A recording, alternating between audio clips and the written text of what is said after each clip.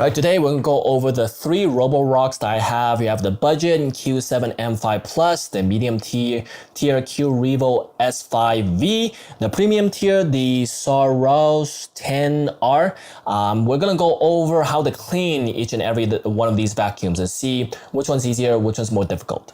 All right, we're gonna start with the actual vacuums. We're gonna start with the base model. So how you take it apart and clean it is the 2 buttons down here, and this is how you pop it out. You open it from here, and then this is also how you clean the filters.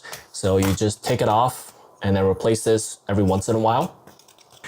This is how you clean it, and it comes with a little nifty kind of cover here. A lot of the Robo vacuums that I review, they don't have this cover, so when you tilt the robot in a certain way, all the debris just comes on out. So this is a great feature. And this is how you fill up the water tank. So this whole bit over here, that's the water tank capacity, which is quite big, to be honest. And then for the actual mop, all you gotta do is just rip it apart. It just kind of clicks into place like that. So the 2 pins there, pretty easy to remove. And how you remove this whole thing is that it is Velcro. So you just remove the Velcro from here, and it kind of loops in on the back of this place. So now you can put it in the washer, put a washer over the sink. Really simple.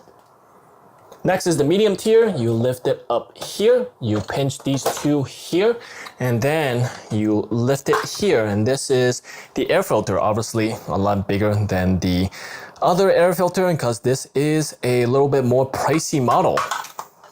All right, you flip it over and we get to the actual mops here. These are really easy to come off. They're magnetic, so they just pop on off very easily.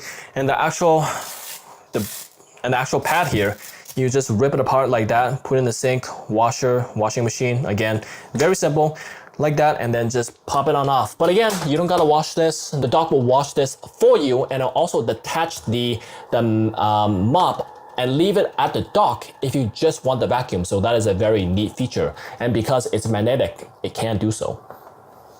Lastly, we have the premium tier. We have to uncover 3 magnetic points from up top. You just basically, again, pinch it like that. And then you lift it from over here. And now you gotta lift the air filter. And now you have access to the actual debris here. And the kind of filter size is about the same as the last one. This one's a little bit less long, but a little bit more wide. So that is gonna be about the same. All right, now if you flip it over, it's gonna be a very similar case with the mop here. Again, this will also be magnetic. So again, also Velcro this thing, so you can put it in the wash, put it in the sink. Very simple. Now we can move on to the actual brushes. So the 2 clips that you take off right here, take this whole thing off. You take the brushes off, you can clean it just like that. You can see there's some hair detangler kind of built-in system right here. And you just pop it back on, super simple. Again, this one, the 2 tabs right here, you pinch it and then lift it forward. This one, we have 2 brushes, and it kind of sits on this thing, so it stabilizes, super simple. You take it apart like this also. And then you just brush any hairs that it does get left on or any dust, super simple. And lastly, the premium tier is gonna be around the same thing. Pinch the 2 buttons here, and then again, swap off the brushes both ways. The stabilizer, they feel like they are similar construction, but I think this one is a little bit beefier, a little bit bigger. I see the gap is a little bit more in between, but maybe I'm just imagining things. Lastly, we have the dock. I showed a lot of these features off already, but a quick rundown. Basically, the dustbin inside, super simple. The dustbin also right here. And you also take this apart that you can clean and put in the sink. You don't have to clean, but if you choose to, if it gets a little bit too dirty for your liking, you can do that. And for the dirty water tank, you do have to clean probably dirty water once in a while. The clean water, I don't see you ever really needing to clean that. Dirty water, super simple, pop the tab, open. And this is what it looks like on the inside. So there's a little mechanism to let you know, but probably has something to do with the app.